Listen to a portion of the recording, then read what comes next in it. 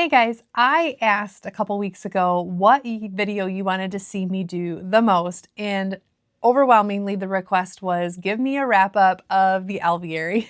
Did you like it? What were the things that you enjoyed about it? What were some things that maybe you thought could be done better? So this video is just going to be my honest review of our first full year using the Alveary and just what we've loved about it and maybe some things that we are wanting to change. But before I dive into the video, be sure to hit like and subscribe so you don't miss future content.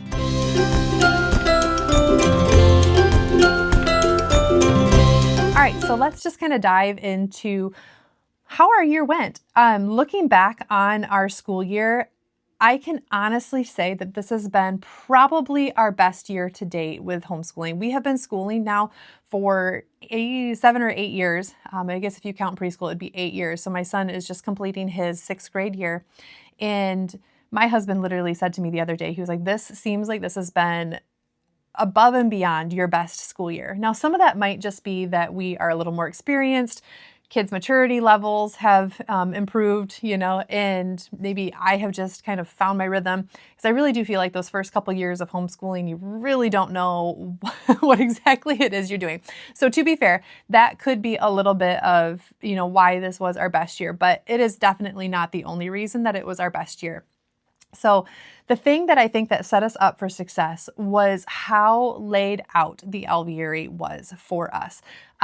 Before, we were using A Gentle Feast, and I loved the book recommendations for A Gentle Feast, but it just was missing a lot of that, I feel like, cohesion. It was more of just a book list for me, where it was the kids would do a reading and there wasn't a whole lot beyond that. I did love like the flat lay of that, and because they had like a planner that you could just do an at a glance and everything was right there.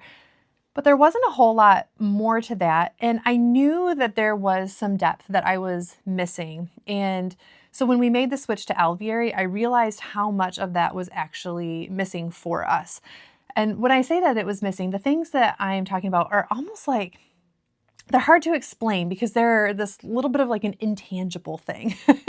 For instance, like Alveary has for every lesson, if there's like some map work that can be done, like before a history lesson, in the lesson plans that I'll show you in a little bit, they will have you walk your child through just a really quick geography lesson on the place that they're going to be reading about so that they can picture where the country is, maybe get an understanding of what the agriculture might be like or the topography, like the mountains in the area would play a huge impact on some future wars that they're going to read about or what have you. So the geography and tying that all in, and just they give you a lot of questions that you can ask your student rather than just say, hey, narrate to me. They give you some really great discussion questions where, today my son, he's reading Age of Fable. And so he came back and he narrated to me what he knew. But then I also had a question just to go a little bit further. And it was, how would you describe Thor after reading that? And so it just kind of made him think just a little bit more beyond just here's his little narration. It made him think a little bit deeper about what he read. And I just loved that all of those questions are in the lesson plans. And so I'm not having to, I pre-read my kids' books, but I don't have to pre-read them every single week to have those questions on hand because Alveary has them for me. And because I've read them, I can then talk with my student about whatever it is. So now my son really wants to watch the Marvel movies because he's now read about Thor and Loki. So we just had a good discussion today about that. But those are the type of things that I felt like missing from our school year prior to this year. Another thing, I just felt like a lot of things were missing as far as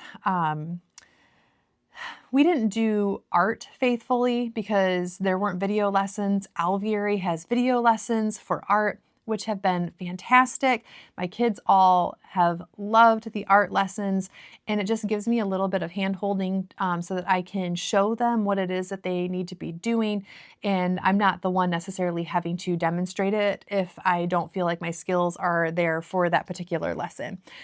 So art lessons, they have videos for folk dancing, they have videos for Spanish. Spanish has been really great this year. So Spanish, they have a picture study that they do one day. They're reading through a Spanish book, and then they're learning Spanish songs and Spanish phrases. So those are the three things that we're doing every single week as a family. And I just feel like that is adding a lot of depth that we were missing, because Spanish was one of those things that, it was the first thing to go when I was feeling overwhelmed prior to this year. But because the resources had everything there for me, it was easy for me to not skip it because it's literally all laid out for me. So many of the things that I before was nixing because I didn't feel like I had time for it are things that I'm now able to incorporate because they've given me the tools and the resources to implement them well. And so that was something that I really just appreciated about Alveary for this year. The other thing that I love, and I went into length about Syllabird, which is the online lesson planning. And so I'll link that in the description because I do an in-depth thing. But just the lesson plans, you can see I was scribbling while listening to the kids today. This is my kids' week that I print out, and I have everything right there. And they have all of the QR codes in the back when you print it out, so that if there's any link, it's all right there for me. So when I'm doing my kids' school, I literally have these papers sitting in front of me. One of my kids will come to me. I sit and I do the intro with them because there's an intro laid out. Then if there's any map work, we do map work together. And then I send them off with their reading, and then they come back and they narrate to me, and then we'll do the discussion question if there is one. There's not always one. If there's anything extra, like a video link, that's all right there. And then, it just is kind of like this ebb and flow. So I'm able to work with one student and then send another student off over here, and then that student comes back and they're able to narrate to me while this student kind of waits, and then this student goes off and reads while I'm working with another student. And it just worked really well to where I was able to keep 3 students mixing, and I had everything that I needed. Literally the resources that I needed were all right here. So with Form 1, I'm just going to kind of start going by form, what I loved and what I didn't love. So I did not love, I felt like with grade 1, so we had a first grader, I felt like her year was maybe a little lighter than it needed to be, but we had done a kindergarten year. So I guess if your student had never done any school, it would have been great, because I know Charlotte Mason doesn't start till 6, but we as a family always do just a very light kindergarten year. So I felt like my first grader was probably ready for a little bit more. They only schedule 1 day of history, and I would love to have seen 2 days of history for my first grader. The other thing that I would have loved to have seen different with my first grader was Alveary does not do nature lore with their first grader. So you go through the Christian Liberty Nature Readers with your students, but I missed doing like the Thornton Burgess books or the Arabella Buckley books. I missed doing those with her, and I will probably add those into her lessons next year, just because those were books that I have really fond memories of reading with my son and my oldest daughter. And so I just felt like we were missing a little something when it came to not reading some of those books. Now, in Form 2, or actually, let's jump up to grade 3, because I had a third grader, so that's technically still Form 1. And that is going to be a little different. So your first and your third grader are not doing the exact same work. They are doing different because their first grade year is different than your second and third grade year. So you will see a little bit of a difference with that, where they're not keeping them on exactly the same work. Where I know A Gentle Feast, which is what I was used to prior to this, they kept those students all doing the exact same thing. So for my third grader, I felt like all of the work was very appropriate for her. Once again, I probably would have loved to have done a little bit more like nature lore, but the workload I felt like was very appropriate with the amount that we were reading, the length of the readings, and the number of lessons that she was required to do every day. And all in all, like their lessons did not take all day long. I mean, it was a couple hours and then they were done, which is what you need in those grades. So Form 2, loved Form 2. And the thing that I loved the most about Form 2 was the science. And that was the other thing that drew me to Alveary. And now after doing almost 3 full terms of that, I can say with confidence that Alveary's science, especially for Form 2, is just like spot on. My son, I kind of mixed and matched him because he was 6th grade and he had never done any of the Form 2 stuff. So I let him pick from 4th, 5th, and 6th grade topics. And so right now he's reading The Elephant Scientist. And so he's learning about sound, which is, you would think elephant scientist and sound. Well, it's because the elephants are feeling the vibration in the earth and the sounds.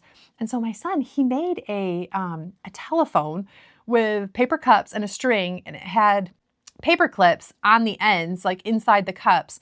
And so I've seen telephones made before, but I've never seen them to where they actually worked. He made a 30-foot long one, and you could whisper into it and hear on the other end. Like, it was crazy.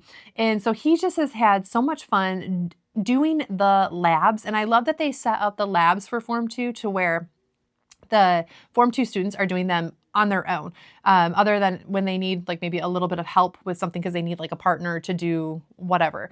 But as far as just the science labs and the science readings, my son really connected with it. And I think he learned a lot this year. The topics were really fun for him. And going into 7th grade next year, I might actually have him come back and do some of the Form 2, or I might have him do Form 2 science for next year, just because he missed 2 years of it. And I was like, I could come back and have him do all of these books that he's missed and all of these science labs that he's missed. So the Form 2 science was amazing. I felt like the Form 2 work was very appropriate. He obviously had a bigger workload than his 1st and 3rd grade sister, but the workload was still appropriate for his age level. He was able to do the work. It was a really good mix of some harder books like Age of Fable, which is one that he's kind of been having to work a little harder through. Not his favorite book, but he's still getting some stuff out of it, to some lighter reads, especially like the lit reads. Right now he's reading The Last Mapmaker, which is not a hard read at all, but it's just something that he is enjoying. So I feel like they did a decent job with blending some harder level books with some more enjoyable or easier reads. Definitely not easy. I use that term very lightly. But it wasn't just all this laborious, really hard work. And so if you were to ask my 6th grader right now, like, what do you think of our year? He would tell you that it was by far the best school year and that he really enjoyed it. And he's glad that we're continuing to do Alveary next year. So the one thing that I was trying to think, like, what are pros and cons? So I've told you a lot of pros, about Alveary, but what is maybe something that I would change? I know I mentioned for Form 1, I would love to see more like nature lore books and maybe like an extra history reading. But I think the thing that I would like to see is a few more of like the classic books. I think that Alveary did a really good job with incorporating some of the older books with a lot of newer books, but I would like to see it maybe weighted a little more 50-50. I feel like there was probably a little more modern books, and I use modern even, lightly. They're just written more modernly in modern times. They were still good books, but they weren't the classics. And so I feel like I would like to see maybe it become a little bit more balanced with a little bit more of the classics. But I did appreciate that they still drew books from modern writers because it brought in a lot of information that they probably didn't have 100 years ago, right? Especially like when it comes to the sciences and whatnot. I can see why they would gravitate more towards the modern books because we just have more information now. But I also don't love that some of the really good books were kind of cast aside, maybe for a little bit of outdated information that we could have supplemented a little bit with. So that's probably the only thing that I can think of that I'm like, yeah, I would love to have seen a few more of the classics just because I really love the classics and I did miss reading some of those. It doesn't mean that they don't have them at all. Like I said, there are just some really good books that they incorporated into it that were good classic books, and they were not like all super easy reads or anything like that. Like my son was reading Castle with Many Rooms and Age of Fable, which I know I've mentioned probably 10 times, and it's just because it's on our shelf right now. So my 6th grader did read some of the classic books, but I would have liked to have seen more classics incorporated into it. I think especially in the lit reads, there were some good books. Like I loved A Single Shard. The Last Mapmaker, I was kind of like, it's okay. It's a good book. It's probably worthy of being read, but I don't know if I would have picked that one and and replaced it with, replaced a good classic with that book, if that makes sense. So there were just a few things as far as like book choices that I don't know that I would have totally gone with. Like I said, it was by far our best year, and I'm glad we did all of the books that we did. So this is kind of starting to get a little bit nitpicky because I feel like, and that is the one thing that with Alveary, everything just like tied together so beautifully. You weren't making connections for your kids, but the way that they were able to piece together the time periods or the time period, and it all just became this cohesive thing, was just mind-blowing to me. Like we had a folk song that we learned, which was a French folk song, Sur le Pont d'Avignon. Don't know if I said that correctly. I tried. And that is about dancing on the Avignon Bridge in France.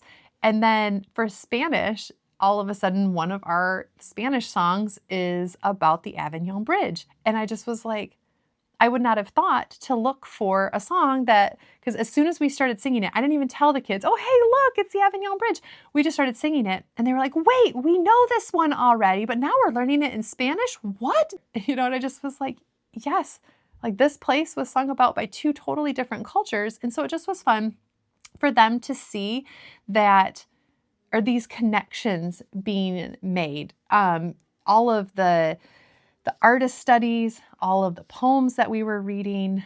We read a lot from the Oxford Book of Poetry, which those are some really old and beautiful poems. And just watching my kids like grapple with some of the older English and learning to interpret those and just to listen to the beautiful language of that, I loved it because we did poetry every single day and we weren't doing that before.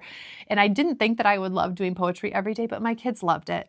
And it just has been fun to see, I don't know, this depth kind of come into our homeschool that we were missing with some of just the beautiful things that we were missing between like poetry and art and picture study is, I mean, we were already doing picture study, but I think that's still done very well.